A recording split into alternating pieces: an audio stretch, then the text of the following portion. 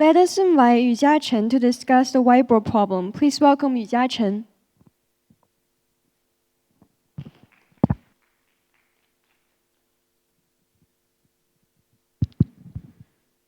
I was a millionaire, laying back in the chair in my senior office, looking out over the Manhattan skyline, at least in my head. The reality, I was 15 years old, in a regular classroom, staring at a whiteboard. I saw our teacher struggling to wipe it clean. No matter how hard she pressed the eraser, the board was still covered in a gray haze of old ink particles. And suddenly, an idea popped into my head. What if I could invent a new type of eraser? The one that could release a little bit of alcohol when we press it on the board so that it could dissolve the ink and no more forces, no more haze. Such an elegant solution. I thought it was a genius. I thought it was the next Steve Jobs and I was going to reinvent the eraser. So with that confidence, I spent a lot of time on a business model description and a market analysis.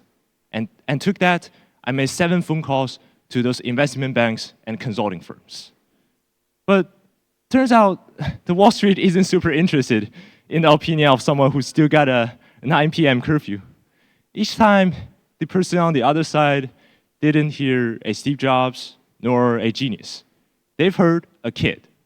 And kids, in their world, apparently are not trustworthy. So, I still remember that in the last phone call, the person said, we don't typically find a student with no background nor credentials. So the translation is that we don't trust you. And just like that, the fantastic office in my mind literally became a fantasy. I wasn't a millionaire. I was nobody. And their words stuck with me. They got deeply in my mind, so deep, such that I started to believe them. Maybe entrepreneurship is just too far for a high school student, and maybe I wasn't trustworthy at all. So the little myself dropped this idea. But the story has not ended yet.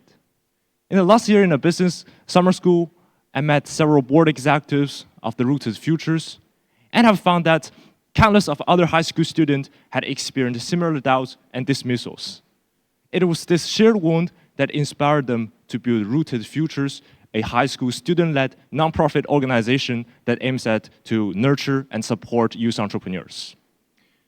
So I started to think, a lot of people, even myself back in that time, had stereotypically assumed that entrepreneurs are those who have come of age, are those experienced the doubts. But is that because it is the truth? Or is it because they're the only ones who can get a chance? I thought maybe this high school student could also thrive if there's someone who believed them.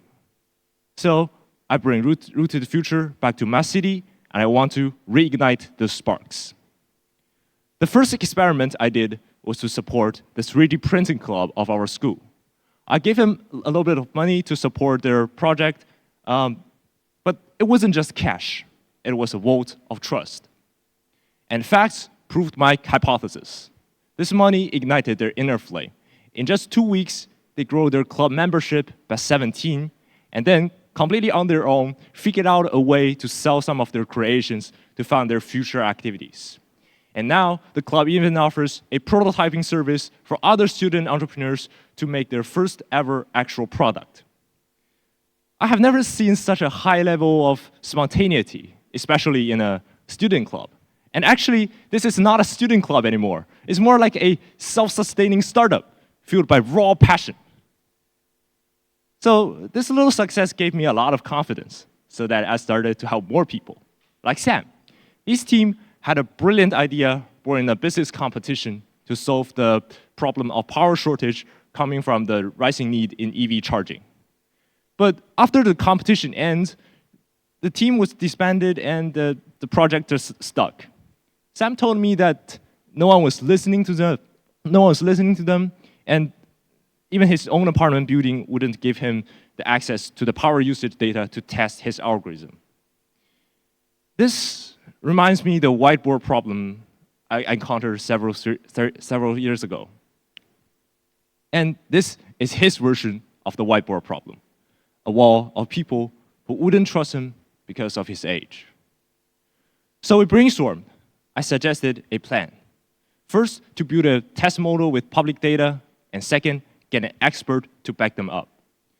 And I also told him, we are reaching out for the data permission next time, wear a suit, pretend you're 25. I mean, it sounds funny, but it's also kind of sad, right?